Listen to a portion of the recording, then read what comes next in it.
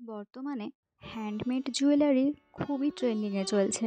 আমিও first time try করার জন্য ইনস্টাগ্রাম পেজ রূপের ডালি থেকে অর্ডার করে নিয়েছিলাম আমার পছন্দের কাস্টমাইজ করা একটা জুয়েলারি।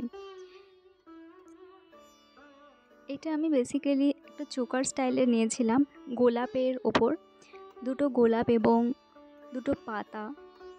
টাসেলটার এন্ডে ছিল দুটো কড়ি।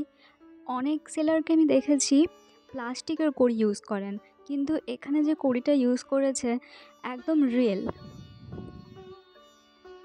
ওকে, এতক্ষণ তো সব কিছু আমি যেমন অর্ডার করেছিলাম তেমনই ছিল, কিন্তু কিন্তু এরপরে যেটা ছিল সেটা আমি এক্সপেক্টই করিনি। সেটা হচ্ছে একটা ফিঙ্গার রিং, অ্যাডজাস্টেবল অবশ্যই।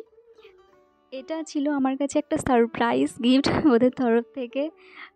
থ্যাঙ্কস টু রূপের ডালি এই সুন্দর গিফটটা আমাকে করার জন্য।